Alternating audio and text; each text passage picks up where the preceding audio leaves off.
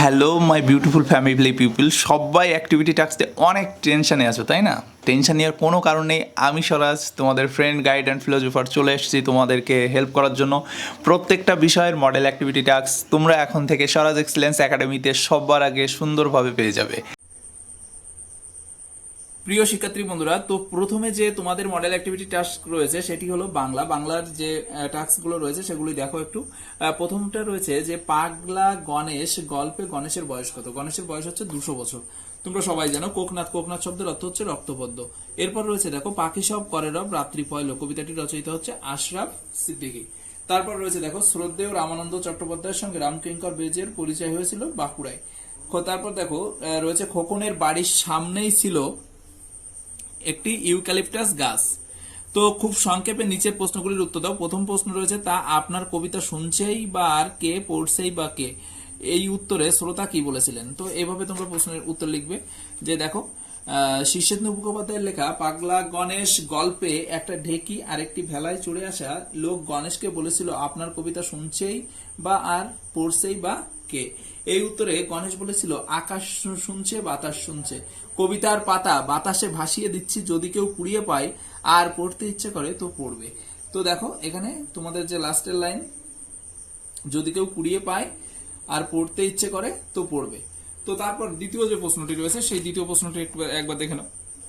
মাই native land good night উদ্ধৃতিটি কার রচনা থেকে নেওয়া হয়েছে? তো এই প্রশ্নটির অ্যান্সার এভাবে লিখবে যে মাই নেটিভ ল্যান্ড গুড নাইট উদ্ধৃত অংশটি মাইকেল মধুসূদন দত্তের লেখা বঙ্গভূমির প্রতি কবিতা থেকে নেওয়া হয়েছে। 2.3। তো 2.3-এর যে প্রশ্নটি রয়েছে সেটি দেখো, একুশের কবিতায় কোন কোন গানের সুরের প্রসঙ্গ রয়েছে? একুশের কবিতায় কোন কোন গানের সুরের প্রসঙ্গ রয়েছে? দেখো একুশের কবিতায় শৈশবের যে পড়া, পাখি সব করে রব, মাতৃভূমি বাংলাদেশ, মাটির গান ভাটিয়ালি, মুর্শিদি, জারি, সারি গান, শৈশবে মায়ের গাওয়া নানা গানের কলি, বিন্নি ধান এসবের প্রসঙ্গ রয়েছে। 2.3-এর পর দেখো 2.4-এ রয়েছে অত বড় একজন শিল্পীর কাছে শিক্ষা লাভ করেছি, আমার সৌভাগ্য, কার স্মৃতিচারণায় কথক এ কথা বলেছেন? তোমরা কিভাবে লিখবে?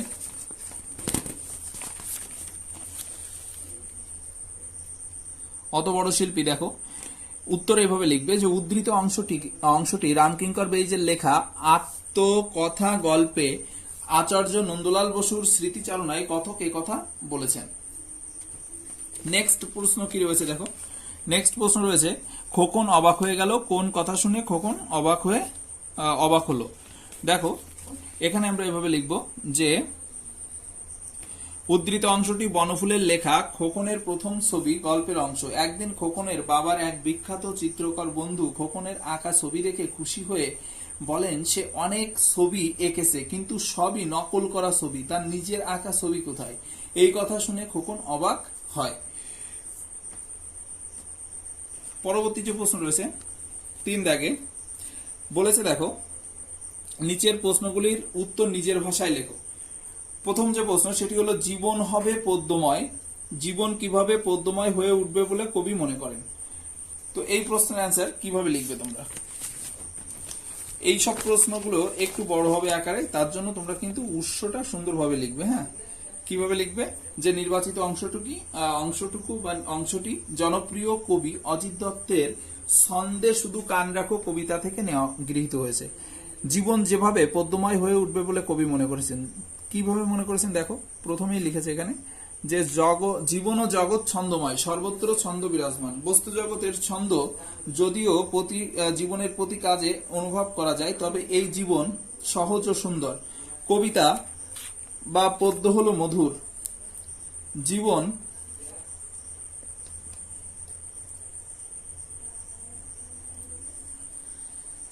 জীবন আনন্দে ভরে থাকলে মধুর কবিতা লেখা সহজ হয়ে ওঠে। তাই মন দিয়ে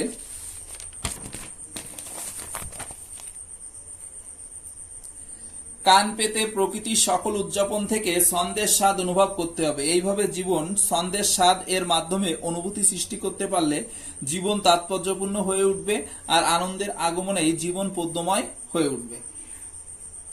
পরবর্তীতে তোমাদের যে প্রশ্নটি রয়েছে সেটি দেখো, পরবর্তীতে তোমাদের প্রশ্ন রয়েছে যে অমার করিয়া বর দেহ দাসে সুবর দে, সুবর দে শব্দের অর্থ কি? কবিতায় কবির কাছে অমরতার প্রত্যাশী কেন? তো এই প্রশ্নের অ্যান্সার এভাবে লিখবে তোমরা যে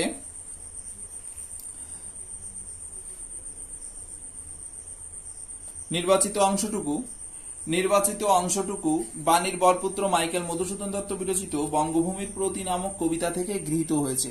সুবর দে শব্দের অর্থ, সু শব্দের অর্থ হচ্ছে শুভ বা ভালো, বর দেন যিনি অর্থাৎ বরদাত্রী। কবির অমরতা প্রত্যাশী হওয়ার কারণ, কবির মনে করেন তিনি জীবনে বহু ভুল করেছেন, ভুল করে বহু মূল্যবান সময় সম্পদ শক্তি নষ্ট করে মাতৃভূমির জন্য তিনি কিছুই করতে পারেননি। মাতৃভূমি ও মাতৃভাষাকে অবহেলা করে তিনি বিদেশে পাড়ি দেন। মা যদি দয়া করে তার ভুল দোষগুলি গুণ বলে ধরেন তবেই তাকে বরদান করতে পারেন। এরপর দেখো রয়েছে যেহেতু মা সুবর দাত্রী তাই সে বর অবশ্যই অমরতার বর, যে অমরতার অর্থ সৃষ্টির জন্যই জনমানুষে বেঁচে থাকা যায়, তিনি সেই অমরতা প্রত্যাশী, অর্থাৎ তিনি মৃত্যুর পরও মানুষের মধ্যে বেঁচে থাকতে চেয়েছিলেন, এটাই তার কামনা ছিল। তো এর পরবর্তীতে দেখো রয়েছে পরবর্তী যে প্রশ্নটি সেটা একটু দেখে নাও তোমরা। পরের প্রশ্ন রয়েছে দেখো যে সেই তো আমার পরম পুলক, আঁকা লেখা কবিতায় কবি কখন পুলকিত হন? প্রথমে তোমরা উৎস লিখবে। উৎস নির্বাচিত অংশটি মৃদুল দাশগুপ্তের আঁকা লেখা কবিতা থেকে গৃহীত হয়েছে। কবি যখন পুলকিত হন, আঁকা লেখা কবিতায় রাতের জ্যোৎস্নায় চন্দনের প্রকৃতি হয়ে ওঠে নিজেই এক চিত্র বিষয় এবং মৃদু মন্দ বাতাস বয়, আর তখনই কবি ছড়ার মতো ঘনিয়ে তোলার কাজে ব্যস্ত হয়ে বসেন এবং কবি অনুভব করেন আকাশের তারাগুলি যেন অতি সন্তর্পণে তার ঘনিষ্ঠতায় এসে হাজির হয়েছে। জোনাকির দলও রাত্রির অন্ধকার পটভূমিতে বকুল গাছের উপর উড়ে লিখতে চলেছে অ আ। এই অসাধারণ সময়ে কবির মন পুলকিত হয়ে ওঠে। পরবর্তী যে প্রশ্ন রয়েছে দেখো,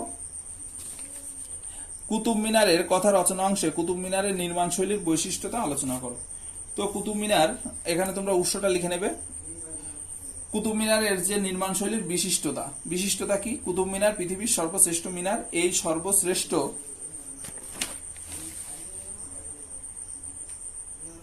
মিনারের শিরোপা পাওয়ার পিছনে কতগুলি বৈশিষ্ট্য রয়েছে, সেগুলি হলো কুতুব মিনার সোজা বা খাড়া স্তম্ভ, এমন স্তম্ভ এর সৌন্দর্য সৃষ্টি করাই কঠিন, কিন্তু এক্ষেত্রে শিল্পীরা চরমভাবে সফলতা পেয়েছেন। স্তম্ভটিকে কয়েকটি তলায় বিভক্ত করে যথাসাধ্য সামঞ্জস্য রেখে প্রতি তলায় তাকে একটু একটু করে ছোট করে গুটিকতক ব্যালকনি লাগিয়ে সৌন্দর্য বৃদ্ধি করা হয়েছে। পাঁচতলা বিশিষ্ট এই মিনারটি প্রথম তলায় আছে বাঁশি এবং কোণ এবং এর পরপর সাজানো নকশা, দ্বিতীয় তলাতে আছে শুধু বাঁশি আর তৃতীয় তলাতে আছে শুধু কোণ, আর চতুর্থ ও পঞ্চম তলাতে বজ্রাঘাতে বিনষ্ট হয়ে যাওয়ায় তার শিল্পকর্ম সম্পর্কে বিশেষ জানা যায় না। সমগ্র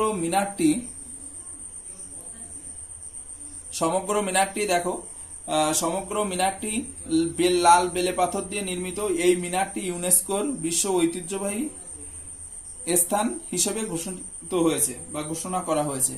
এরপর 4 নম্বরের যে প্রশ্নটি, সেই প্রশ্নটি হচ্ছে তোমার ভাষাভিত্তিকের প্রশ্ন, ব্যাকরণের প্রশ্ন। খাঁটি দেশি শব্দ বলতে কি বোঝো? তো খাঁটি দেশি শব্দ বাংলাদেশের প্রাচীন বা আদিম অধিবাসীদের ভাষা থেকে যেসব শব্দ বাংলা ভাষার শব্দ ভাণ্ডারে স্থান পেয়েছে তাদের খাঁটি দেশি শব্দ বলে। যেমন ঝাঁটা, তেঁতুল, কাতলা, ডাঙর, ডিঙা, এগুলি কিন্তু সব খাঁটি দেশি শব্দ। বুঝতে পেরেছো? তো এরপরে দেখো পরের যে প্রশ্নটি রয়েছে সেটি হলো তদ্ভব শব্দ কাকে বলে? তদ্ভব শব্দ কিভাবে গড়ে উঠেছে? তৎ শব্দের অর্থ হচ্ছে তার, মানে সংস্কৃত, এবং ভব মানে হচ্ছে জাত বা উৎপন্ন। অতএব সংস্কৃত থেকে দীর্ঘ সময় ধরে ভাষাগত বিবর্তনের পথে প্রাকৃত ও অপভ্রংশ ইত্যাদি স্তরগুলির মধ্য দিয়ে পরিবর্তিত হয়ে বাংলা ভাষায় শব্দ ভাণ্ডারের স্থান নিয়ে গড়ে উঠেছে তদ্ভব শব্দ। তো তদ্ভব শব্দ যেমন জ্যোৎস্না থেকে আসছে জ্যোৎস্না, তারপরে জ্যোৎস্না, হ্যাঁ, এভাবে তোমরা লিখতে পারো। পরের যে প্রশ্নটা রয়েছে সেই প্রশ্নটি দেখো, অর্ধ তৎসম বা ভগ্ন তৎসম শব্দের দুটি উদাহরণ দাও। তো আমরা ভগ্ন তৎসম শব্দের উদাহরণ দিচ্ছি। শ্রীদাম থেকে শ্রীদাম, রোদ্দুর থেকে রোদ্দুর। এরপর রয়েছে 4.4 দেখো যে বাঙালির পদবী ইংরেজি ধরনের উচ্চারণে হর্ষস্বর চিহ্ন হবে। হর্ষস্বর চিহ্ন কি কি হবে দেখো, ব্যানার্জি, ব্যানার্জি বলার সময় আমরা রস্বীকার না বলে দীর্ঘিকার বলে ফেলি, ব্যানার্জি। হ্যাঁ, ব্যানার্জি নয় কিন্তু আসলে উচ্চারণ হবে ব্যানার্জি। এরপর রয়েছে গাঙ্গুলি, ই কিন্তু আমরা দীর্ঘই বলে ফেলি, তো এর জন্য বলি গাঙ্গুলি, তো গাঙ্গুলি নয়। তো এই দুটি আমরা এখানে দিলাম, দুটি চেয়েছে উদাহরণ। পরবর্তীতে রয়েছে দেখো 5 নম্বর যে প্রশ্ন, সেই 5 নম্বর প্রশ্নটি সুন্দর করে দেখে নাও। বলছে তোমার অঞ্চলে একটি পাঠাগার স্থাপনের অনুরোধ জানিয়ে ব্লক উন্নয়ন অধিকারিকের কাছে একটি আবেদনপত্র লেখো। তো প্রথমে তোমরা বরাবর ব্লক উন্নয়ন আধিকারিক শিমুলপুর গ্রাম পঞ্চায়েত, ঠাকুরনগর, গাইঘাটা, উত্তর 24 পরগনা, এটা আমরা জাস্ট লিখেছি। তোমরা তোমাদের যে স্থান, গ্রাম এবং তোমাদের জেলা এগুলো লিখবে। বিষয় পাঠাগার স্থাপনের জন্য আবেদন। মহাশয়, যথাবিহিত সম্মানপূর্বক বিনীত নিবেদন এই যে, যথাবিহিত সম্মানপূর্বক সবিনয় বিনীত নিবেদন এই যে আমরা সকলেই ঠাকুরনগর গ্রামের অধিবাসী। আমাদের গ্রামের সাম্প্রতিককালে একটি বিদ্যালয়, একটি কলেজ স্থাপিত হয়েছে। শিক্ষার আলোকে সম্প্রসারিত করতে আমাদের গ্রামে একটি পাঠাগার স্থাপন অতীব জরুরি। শিশুর সর্বাঙ্গীন বিকাশে পাঠাগারের ভূমিকা অনস্বীকার্য। ছাত্রছাত্রীদের আলোকিত জীবন গঠনে পাঠ্য বইয়ের পাশাপাশি গল্প, উপন্যাস, কবিতার বই পঠন খুবই দরকার। অতএব মহোদয় সমীপে আমাদের আকুল আবেদন, আমাদের সার্বিক সমস্যার কথা বিবেচনা করে পাঠাগার স্থাপনের উদ্যোগ গ্রহণে মর্জি হয়। এখানে বিনীত দিয়ে তোমরা আগে নামটি লিখবে, তারপর গিয়ে লিখবে যে গ্রামের অধিবাসী বৃন্দের পক্ষ থেকে, এপাশে লিখবে স্থান, এপাশে তারিখ। ওকে, সুন্দর করে লিখে দিও। তারপরে দেখো লাস্ট অ্যান্ড ফাইনাল যে প্রশ্নটি রয়েছে তোমাদের বাংলাতে, বিদ্যালয়ে বার্ষিক পত্রিকা প্রকাশের আবেদন জানিয়ে প্রধান শিক্ষকের কাছে চিঠি লেখো। তো প্রধান শিক্ষকের কাছে চিঠি লিখতে হবে, চলো লিখে ফেলি। তো এভাবে লিখবে যে মাননীয় প্রধান শিক্ষক মহাশয় সমীপেশু, সংস্কৃত collegiate school, college square, Kolkata. তোমরা তোমাদের স্কুলের নাম লিখবে। বিদ্যালয়ে বার্ষিক পত্রিকা প্রকাশের আবেদন মহাশয় দিয়ে লিখবে, আমরা আপনার বিদ্যালয়ের 7ম শ্রেণীর খ বিভাগের ছাত্রবৃন্দ। আমাদের বিদ্যালয়ের প্রতি মাসে একটি করে দেওয়াল পত্রিকা প্রকাশিত হয়ে থাকে, কিন্তু আমরা প্রতি বছরের শেষেও একটি পত্রিকা প্রকাশ করতে চাই। দেওয়াল পত্রিকার জন্য প্রতিটি ক্লাসের ছাত্ররা অসংখ্য লেখা, ছবি ইত্যাদি জমা দেয়, কিন্তু স্থান অভাবে সেগুলি প্রকাশ করা সম্ভব হয়ে ওঠে না। তাই যদি একটি পত্রিকা বইয়ের আকারে প্রকাশ করা যায়, তাহলে সকল ছাত্রের লেখা যে গল্প, কবিতা এবং আঁকা ছবি সেখানে প্রকাশিত হওয়ার সুযোগ পাবে। এই পত্রিকাটি বিদ্যালয়ের বাইরেও আমাদের অভিভাবক, অন্যান্য বন্ধুরাও পড়তে সক্ষম হবে। আপনি যদি উক্ত বিষয়টির গুরুত্ব বিবেচনা করে আমাদের আবেদনে সম্মতি জ্ঞাপন করেন, তাহলে আমরা আপনার কাছে বিশেষভাবে বাধিত থাকিব। এখানে বিনীত দিয়ে 7ম শ্রেণীর খ বিভাগের ছাত্রছাত্রীবৃন্দ বা ছাত্রবৃন্দ, আর এই পাশে তোমার স্থান এবং তারিখ, তোমার স্কুলের নাম আর তারিখটা বসিয়ে দেবে। তো এর মাধ্যমে কিন্তু আমাদের প্রথম বাংলার সমস্ত যে অ্যাক্টিভিটি টাস্কগুলো কমপ্লিট হলো। চলো এবার চলে যাই পরিবেশ বিজ্ঞানে। পরিবেশ বিজ্ঞানের প্রথমটি রয়েছে দেখো, কোনো বস্তুকে তাপ দিলে তার উষ্ণতার পরিবর্তন হবে। হ্যাঁ, টেম্পারেচার পরিবর্তন হয়, ঠিক আছে। উষ্ণতার আর এক নাম হচ্ছে তাপমাত্রা। তাহলে বলছে কোনো বস্তুকে তাপ দিলে তার উষ্ণতার পরিবর্তন হবে, এটা ঠিক। এরপর দেখো রয়েছে ভিটামিন ডি অভাবে বেরি রোগ হয়, এটা কিন্তু ভুল।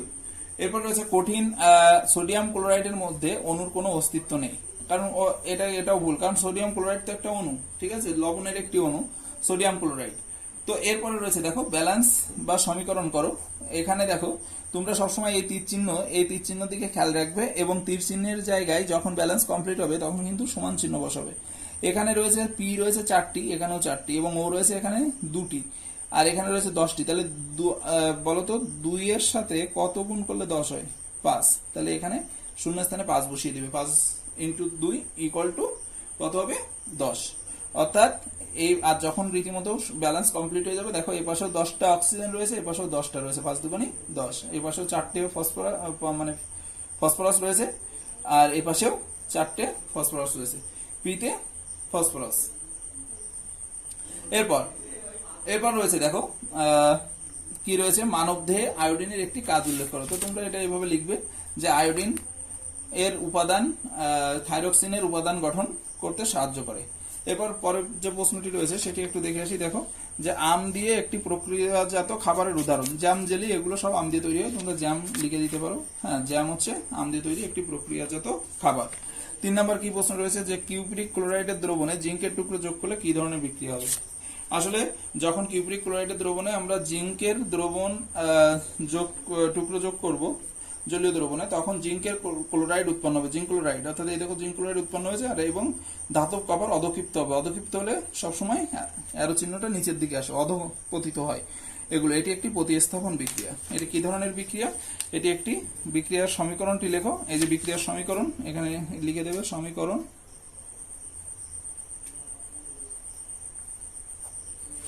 আর এটি একটি প্রতিস্থাপন বিক্রিয়া। ওকে, তো তারপর দেখো তারপরের প্রশ্ন রয়েছে কি কি উপায়ে ফিল্টার যন্ত্রের সাহায্য ছাড়াই বাড়িতে বিশুদ্ধ পানীয় জল তৈরি করা যায়। এটি খুবই ইম্পর্টেন্ট একটি প্রশ্ন, আর তোমরা এটা বাড়িতে সবাই তৈরি করতে পারো। ক্লোরিন ট্যাবলেট মিশিয়ে জল বিশুদ্ধ করতে পারো, জলকে ফুটিয়ে বিশুদ্ধ করতে পারো, আর একটি উপায় করতে পারো। সেটি কি বলো তো, বলতে পারবে কেউ? পটাশিয়াম যে পারম্যাঙ্গানাইট আছে, সেই পটাশিয়াম পারম্যাঙ্গানেট ব্যবহার করে কিন্তু জল বিশুদ্ধ করা হয়। তো এরপরের যে প্রশ্নটি রয়েছে সেটা একটু দেখো। এরপরের প্রশ্ন রয়েছে দেখো যে উষ্ণতায় সেলসিয়াস ও ফারেনহাইট স্কেলের পাঠ সমান হবে তা নির্ণয় করো। তাহলে দেখো আমরা একটু দেখে আসি যে আমরা তো জানি না কোন উষ্ণতায় সমান হবে। তাহলে আমরা না জানলে অজ্ঞাত রাশি হিসেবে তাকে কি ধরে নিই? এক্স ধরে নিই। তাহলে আমরা এখানে এক্স ধরে নেব, যে ধরি নির্ণয় উষ্ণতা এক্স, অর্থাৎ এক্স ডিগ্রি সেলসিয়াস উষ্ণতায় সেলসিয়াস এবং ফারেনহাইট স্কেলের মান সমান হবে। তাহলে এখান থেকে সি আমরা সূত্র কি জানি? c/5 সমান f-32/9। তো এখান থেকে আমরা দেখো এই এর লব এবং হর গুণ করে 9 এর সাথে x গুণ করে 9x, 5 এর সাথে x গুণ করে 5x, 5 × 32 কত হয়? 160। তো তারপরে গিয়ে x গুলোকে বাম পাশে নিয়ে আসলাম, নিয়ে এসে মাইনাস করার পর দেখো 4x, 4টা নিচে চলে গেল, কাট করলাম, করলে গেল -40 ডিগ্রি সেলসিয়াস উষ্ণতা। ওকে, তো এই -40 ডিগ্রি সেলসিয়াস উষ্ণতায় বা তাপমাত্রায় সেলসিয়াস এবং ফারেনহাইট স্কেলের পাঠ কিন্তু কি হবে? একই হবে। তো সেলসিয়াস এবং ফারেনহাইট স্কেলের পাঠ একই হলো। এরপরে রয়েছে দেখো যে কোয়াশিওরকর রোগ কেন হয়, এই রোগের লক্ষণ কি? ভেরি ভেরি ইম্পর্টেন্ট প্রশ্ন। চলো অ্যান্সারটা দেখে নিই। কোয়াশিওর রোগ কেন হচ্ছে এবং এই রোগের লক্ষণ কি কি? দেখো প্রথমে বলছে যে খাদ্যে উপযুক্ত পরিমাণ প্রোটিন এবং ক্যালোরির যদি অভাব ঘটে তাহলে মানবদেহে এই কোয়াশিওরকর রোগ হয়ে থাকে। এই রোগ সাধারণত 1 থেকে 4 বছর বয়সী শিশুদের আক্রান্ত হওয়ার সম্ভাবনা সবচেয়ে বেশি থাকে। লক্ষণ কিভাবে বুঝবে যে এই রোগে আক্রান্ত হয়েছে শিশু? শিশুদের বৃদ্ধি ব্যাহত হবে, অর্থাৎ বয়সের সাথে সাথে শিশু বেড়ে উঠবে না, উদর বড় হবে, পেট বেড়ে যাবে, বুঝতে পেরেছো? ত্বক আঁশযুক্ত এবং ভঙ্গুর হয়ে উঠবে এবং দেহ ত্বক ফুলে উঠবে, সবসময় চোখ মুখ ফোলা ফোলা ভাব থাকবে। তো এর মাধ্যমে কিন্তু আমাদের এটা কমপ্লিট হয়ে গেল, বুঝতে পেরেছো? তোমাদের পরিবেশ বিজ্ঞান কমপ্লিট। পরিবেশ বিজ্ঞানে পরে চলো আমরা ম্যাথটা কমপ্লিট করে আসি। তো ম্যাথের প্রথমে রয়েছে যে তোমার উচ্চতা 5 ফুট আর তোমার ওজন 50 কিলোগ্রাম, তাহলে তোমার উচ্চতার ওজনের অনুপাত কত? আসলে এটা তোমরা সবসময় মাথায় রাখবে, অনুপাত করতে হলে অবশ্যই সমজাতীয় রাশি এবং একক অবশ্যই সমান হওয়া লাগে। যেমন দুটি উচ্চতার অনুপাত করতে পারবে, দুটি ওজনের অনুপাত করতে পারবে, কিন্তু একটি উচ্চতা এবং একটি ওজনের অনুপাত কখনোই করা যাবে না। কারণ কি? উচ্চতার এখানে একক দেওয়া আছে ফুট এবং ওজনের একক দেওয়া রয়েছে কিলোগ্রাম। তো তার জন্য এটা কিন্তু সম্ভব নয়, অর্থাৎ ডি দাগ অ্যান্সার হবে, সম্ভব নয়। এরপর রয়েছে দেখো এক্স এর মান 3 এবং ওয়াই সমান যদি 5 হয় তাহলে নিচের কোন সংখ্যামালার মান -8 হবে? তো প্রত্যেকটাই তোমরা মান বসাও। দেখো এখানে প্রথম যে মানটা রয়েছে এক্স এর মান যদি আমরা 3 বসাই 5 বসাই তাহলে 8 হয়, -8 হয় না। এটাই 3 বসাই 5 বসাই তাহলে -2 হয়, এটা 3 বসাই 5 বসাই তাহলে +2 হয়। লাস্টেরটাই বসাও, দেখো -3 -5 বসালে -8, অর্থাৎ লাস্টেরটি কিন্তু অ্যান্সার হবে। এরপর রয়েছে দেখো পি কিউ আর ক্রমিক সমানুপাতি হলে পি কিউ আর এর মধ্যে সম্পর্ক স্থাপন করো। মনে রাখবে পি কিউ আর যদি ক্রমিক সমানুপাতি হয়, ক্রমিক মানে কি? পরপর 1 2 3, মনে করো 3টে সংখ্যা, তাহলে প্রথমটি সবসময় বর্গ হবে, প্রথমটির বর্গ হবে। তাহলে প্রথমটির বর্গ মানে কি? এমন ভাবে হবে, মূল সমীকরণটা আসবে এরকম যে কিউ স্কয়ার সমান পি আর। যদি পি কিউ আর হয় তাহলে সর্বদা কি হবে? মাঝখানেরটির বর্গ হবে অন্য দুটির গুণফল সমান। মাঝখানেরটির বর্গ সমান অন্য দুটির গুণফল সমান হবে। তাহলে এখানে দেখো এই পি আর পি গুণ করলে পি স্কয়ার হচ্ছে, কিন্তু কিউ স্কয়ার কিন্তু হচ্ছে না। তাহলে কিউ আর কিউ গুণ করলে কিউ স্কয়ার হচ্ছে, পি আর গুণ করলে পি আর। অর্থাৎ তোমাকে জানতে হবে যে সমানুপাতি ক্রমিক সমানুপাতি কি। তাহলে ক্রমিক সমানুপাতি হতে গেলে সবসময় মাথায় রাখবে যে মাঝখানের যে মানটি থাকবে, রাশিটি থাকবে, সেটির মান কিন্তু বর্গ হবে, সেটি মানের বর্গ সমান সে প্রথম এবং শেষটির গুণফল। তো আমাদের মান বেরিয়ে গেল। তারপরে রয়েছে দেখো অতি সংক্ষেপে উত্তর দাও। প্রথমটি রয়েছে 3:4 সমান এত ইষ্ট এত হলে এক্স এর মান কত হবে। তো এক্স এর মানটা আমরা বের করে ফেলি।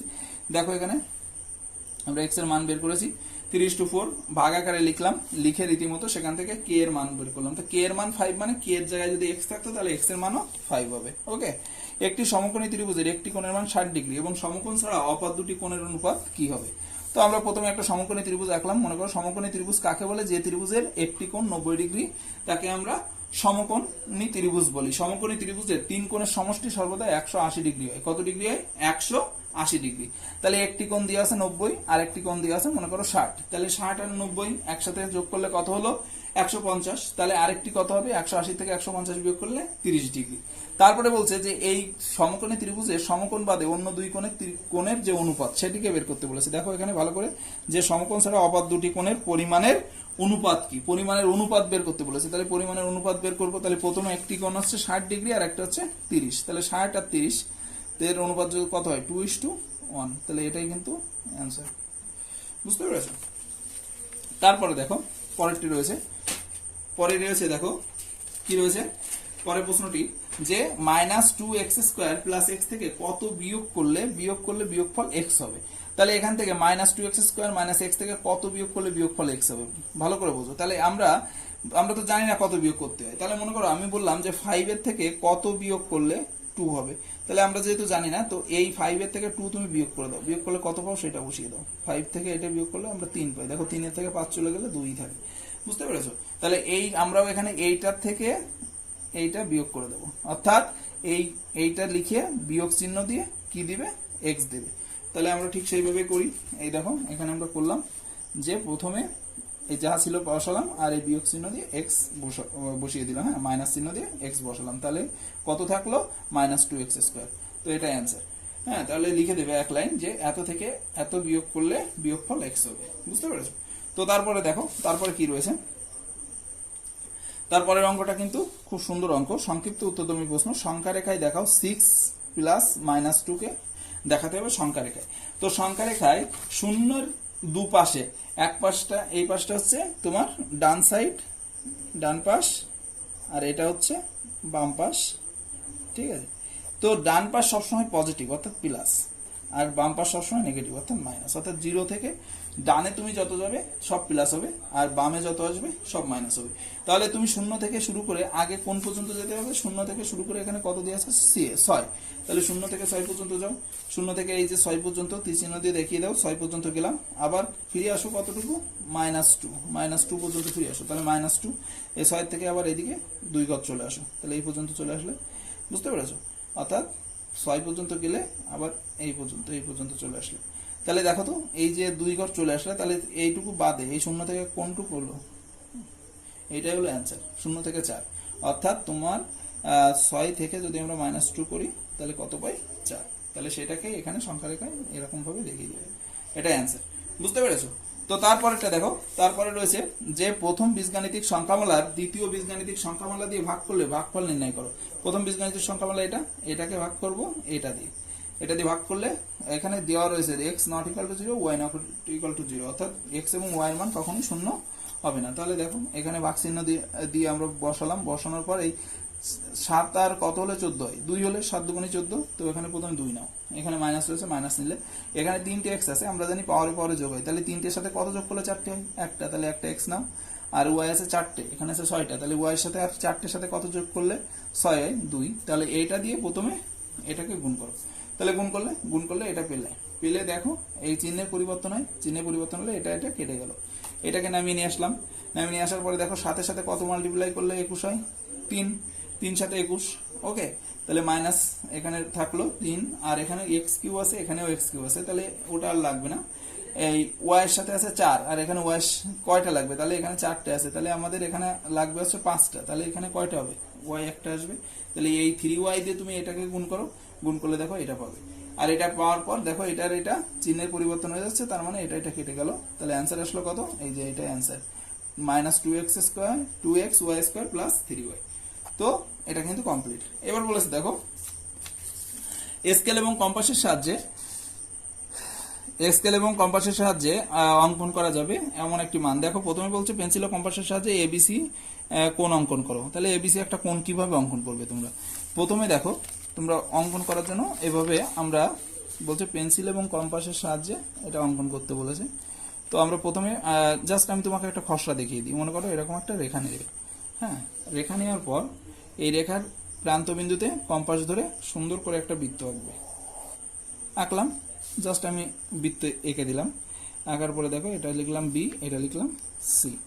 এই বিসির এই যে এখান থেকে এই পর্যন্ত এটা কি একটা ব্যাসার্ধ, এই কম্পাস আর উঠাবে না, এই কম্পাসটাকে এবার এখানে ধরবে, ধরে এই যে চাপ এই এর উপরে একটা চাপ নেবে। তো চাপ নিলে তুমি এটা পেয়ে গেলে, সেটাকে লিখলে এ বিসি। তো এ বিসি একটা কোণ তৈরি হলো, ঠিক আছে। এবার এই বি বিন্দুকে এদিকে বর্ধিত করবে, বি বিন্দুকে বর্ধিত করে ডি পর্যন্ত নিয়ে আসো। তাহলে এ পাশে একটা কোণ উৎপন্ন হলো, একই সরলরেখার উপর 180 ডিগ্রি কোণ উৎপন্ন হয়। তাই এইটা যদি 60 ডিগ্রি হয়, এবার এই যে কোণটা, এই কোণটাকে সমদ্বিখণ্ডিত করতে হবে। সমদ্বিখণ্ডিত করা, কোণ সমদ্বিখণ্ডিত করার নিয়ম তোমরা জানো। অর্ধেকের বেশি চাপ নেবে, মানে যে কোনো মাপের একটা চাপ নেবে, নিয়ে দুই বিন্দুতে স্পর্শ করলো, এই দুই বিন্দুতে কম্পাস ধরে এখানে এই বিন্দু থেকে এই চাপ এবং এই বিন্দু থেকে এই চাপ কাটার পর কিন্তু এটা যোগ করে দিলে কিন্তু সমদ্বিখণ্ডিত হয়ে গেল। তাহলে দেখো প্রথমটা যেহেতু 60 ডিগ্রি ছিল, আর এই কোণের মানও যেহেতু তুমি সমদ্বিখণ্ডিত করছো, তাহলে এটাও 60 ডিগ্রি হবে, এটাও 60 ডিগ্রি হবে। তুমি চাঁদা দিয়ে সুন্দর করে মেপে দেবে, দেখবে 60 ডিগ্রি আসবে, ঠিক আছে। তো আমাদের চেয়েছিল কি, যে এ বি ই কোণের মান নির্ণয় করতে। তাহলে এটাই হলো এ বি ই কোণের মান, এ বি ই কোণের মান আসবে 60 ডিগ্রি। তো আমরা এটাকে সুন্দর করে এঁকে দিয়েছি, তোমরা একটু দেখে নাও। এই যে এগুলো সব পেন্সিল দিয়ে করবে, দ্রুততার জন্যই পেন দিয়ে করা হয়েছে। তো এর মাধ্যমে কিন্তু ম্যাথ কমপ্লিট। ওকে, ম্যাথ কমপ্লিট। তো ম্যাথের পর আমরা চলে যাব অন্য সাবজেক্টে। ম্যাথের পর আমরা চলে যাব ইংলিশে। ইংলিশে দেখো তোমাদের প্যাসেজ দেওয়া রয়েছে। প্রথম যে প্রশ্নটি রয়েছে যে how old is the earth.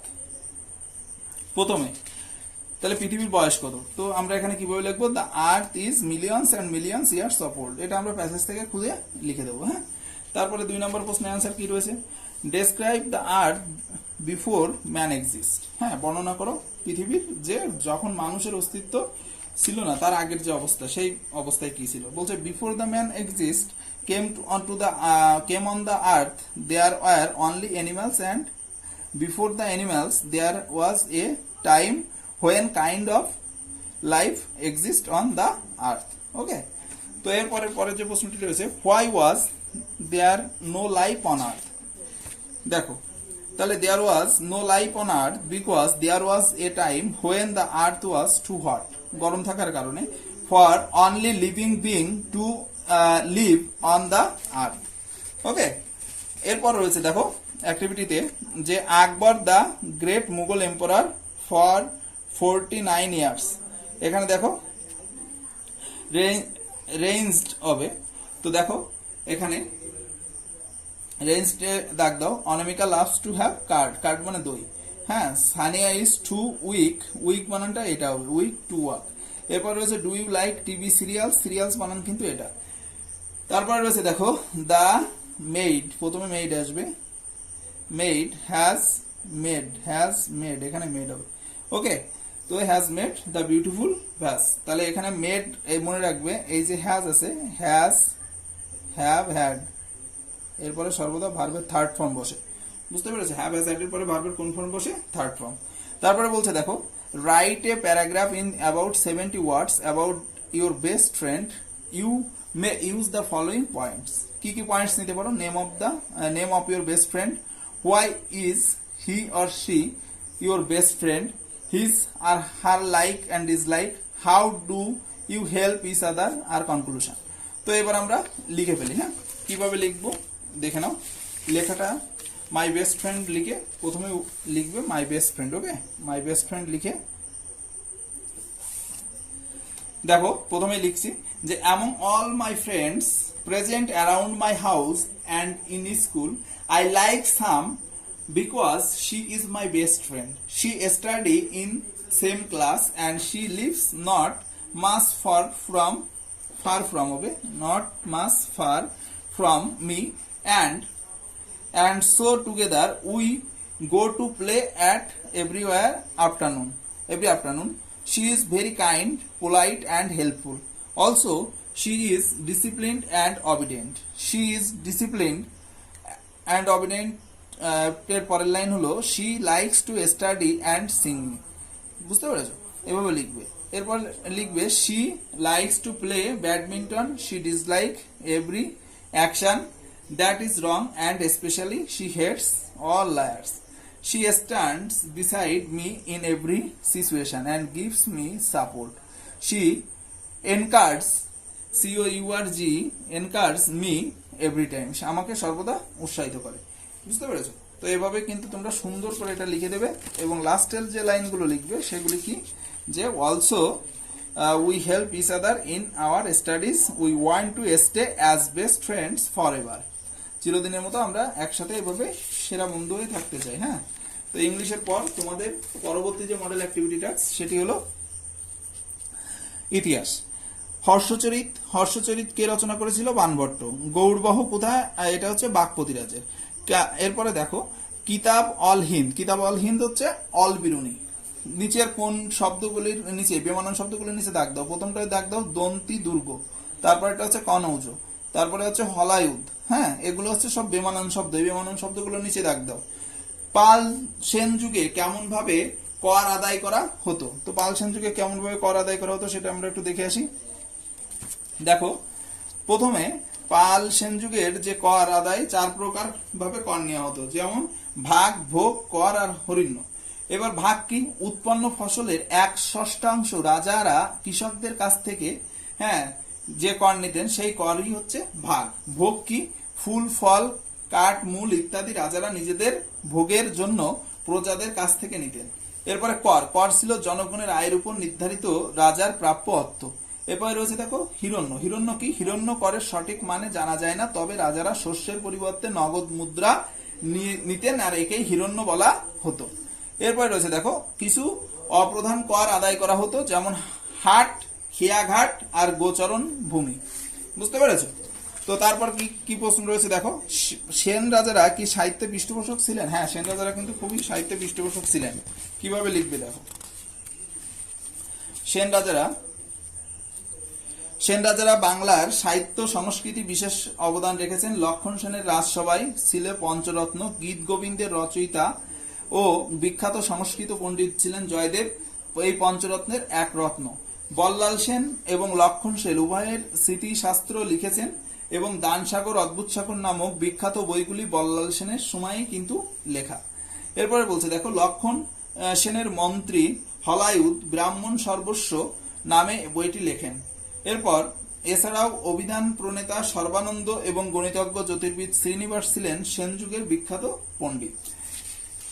তো এরপরে ফাইনাল যে প্রশ্নটি রয়েছে তোমাদের একটু বড় করে লিখতে হবে, 100 থেকে 120 শব্দের মধ্যে। বখতিয়ার খলজির বাংলা আক্রমণ বাংলাতে কি পরিবর্তন ঘটিয়েছিল বা কি পরিবর্তন ঘটেছিল? তাহলে দেখো কিভাবে লিখবে,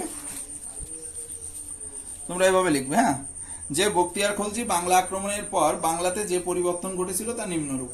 বখতিয়ার খলজির বাংলা আক্রমণ করলে লক্ষণ সেন কোনো প্রতিরোধ না করে পূর্ববঙ্গে চলে যান। ফলে বখতিয়ার খলজি সহজেই বাংলা দখল করে নেন। তিনি লক্ষণাবর্তী অধিকার করে নিজের রাজধানী স্থাপন করেন। এই শহরকে সমকালীন ঐতিহাসিকরা লখনৌতি বলেছেন। এরপর বখতিয়ার খলজি তার রাজ্যকে কয়েকটি ভাগে ভাগ করেন। প্রত্যেক ভাগের জন্য একজন করে শাসনকর্তা নিযুক্ত করেন। এরা ছিল তার সেনাপতি। তিনি মসজিদ, মাদ্রাসা, সুফি সাধকদের আস্থানা তৈরি করেন। এরপর তার আমলে রাজ্যের সীমানা উত্তরে দিনাজপুর জেলা থেকে দেবকোটি পর্যন্ত এবং রংপুর, দক্ষিণে পদ্মা নদী, পূর্বে তিস্তা, করতোয়া নদী এবং পশ্চিমে বিহার পর্যন্ত বিস্তৃত ছিল। তো এর মাধ্যমে কিন্তু আমাদের হিস্ট্রি কমপ্লিট হলো। হিস্ট্রি কমপ্লিট হওয়ার পর আমরা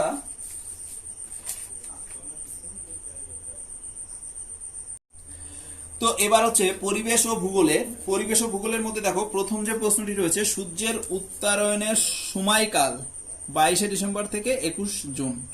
তারপরে পরের প্রশ্ন রয়েছে দেখো, কোন মানচিত্রে সমচাপ রেখাগুলি খুব কাছাকাছি অবস্থান করলে সেখানে বায়ুচাপের পার্থক্য বেশি হয়। এরপর রয়েছে দেখো, যে টোকিও ও ইয়োকোহামা শিল্প অঞ্চলের উন্নতির অন্যতম কারণ কি? অন্যতম কারণ হচ্ছে উন্নত প্রযুক্তি এবং দক্ষ শ্রম। নিরক্ষরেখা থেকে মেরুর দিকে অক্ষরেখার পরিধি ক্রমশ কি হতে থাকে? কমতে থাকে। বায়ুতে জলীয় বাষ্পের পরিমাণ কমে গেলে বায়ুর চাপ কি হয়? বৃদ্ধি পায়। এশিয়া মহাদেশের একটি উত্তরবাহিনী নদী হলো ওব, লেনা আর ইনিসি। এরপর রয়েছে দেখো, কোন তারিখে কে কর্কট সংক্রান্তি বলা হয় ও কেন? 21শে জুনকে কর্কট সংক্রান্তি বলে কারণ এই দিন কর্কট ক্রান্তি রেখার উপর সূর্যরশ্মি লম্বভাবে পড়ে। পরের প্রশ্ন রয়েছে দেখো, পরের যে প্রশ্নটি রয়েছে সেটি কি, যে মেরু অঞ্চল ও নিরক্ষীয় অঞ্চলের বায়ুতে তারতম্য কিভাবে দুই অঞ্চলের বায়ুচাপকে নিয়ন্ত্রণ করে তা ব্যাখ্যা করো। তো আমরা এভাবেই লিখব। আমরা কিভাবে লিখব দেখো, যে বায়ুর উষ্ণতার পরিবর্তন হলে বায়ুর আয়তন ঘনত্বের পরিবর্তন হয়। যেমন বায়ুর উত্তপ্ত হলে বায়ুর অণুগুলির গতিবেগ বৃদ্ধি পায় এবং পরস্পর থেকে দূরে সরে যেতে থাকে। এভাবে উষ্ণ বায়ু হালকা হয়ে প্রসারিত হয়ে উপরে উঠে যায়, বায়ুর ঘনত্ব কমে যায় এবং বায়ুর চাপ ও কমে যায়। বায়ু শীতল হলে সংকুচিত হয় এবং বায়ুর ঘনত্ব বেড়ে যায়, তাই বায়ুচাপ বেড়ে যায়। এ কারণে শীতল মেরুবায়ু অঞ্চলে বায়ুর চাপ বেশি হয় এবং নিরক্ষীয় অঞ্চলে উষ্ণতা বেশি থাকার কারণে বায়ুর চাপ কম হয়। বুঝতে পেরেছো? তারপরের প্রশ্নটি একবার দেখে নাও। পরের প্রশ্নটি কি রয়েছে, এশিয়া মহাদেশে নিরক্ষীয় উষ্ণ মরু জলবায়ু স্বাভাবিক উদ্ভিদের চরিত্রকে কিভাবে প্রভাবিত করে তা আলোচনা করো। চলো আলোচনা করে ফেলি। দেখো, এশিয়া মহাদেশে অক্ষাংশগত বিস্তার সবচেয়ে বেশি, তাই সব ধরনের জলবায়ু এই মহাদেশে দেখতে পাওয়া যায়। জলবায়ুর সঙ্গে স্বাভাবিক উদ্ভিদের একটা নিবিড় সম্পর্ক থাকে। স্বাভাবিক উদ্ভিদের চরিত্রকে প্রধানত জলবায়ুর নিয়ন্ত্রণ বা প্রভাবিত করে থাকে। এশিয়া মহাদেশে নিরক্ষীয় ও উষ্ণ মরু জলবায়ু কিভাবে স্বাভাবিক উদ্ভিদের চরিত্রকে নিয়ন্ত্রণ করে তা নিম্নে বর্ণনা করা হলো। প্রথম হচ্ছে দেখো, নিরক্ষীয় জলবায়ু। নিরক্ষীয় জলবায়ুর মধ্যে কি রয়েছে, নিরক্ষীয় অঞ্চলে যেহেতু সূর্য সারা বছর লম্বভাবে কিরণ দেয় তাই উষ্ণতা বেশি থাকে এবং বৃষ্টিপাত বেশি হওয়ার কারণে এখানে চিরহরিৎ বা চিরসবুজ গাছ দেখা যায়, যেমন মেহগনি, রোজউড, আয়রনউড, সেগুন, আবলুস, রবার, কোকো, সিঙ্গোনা প্রভৃতি। এরপর কি রয়েছে দেখো, উষ্ণ মরু জলবায়ু। এই মরুভূমির অঞ্চলে বৃষ্টিপাত কম হওয়ার কারণে এখানে সাধারণত কাঁটা জাতীয় মানে ক্যাকটাস জাতীয় গাছ জন্মায়, যেমন বাবলা, ফণী মনসা, খেজুর ইত্যাদি।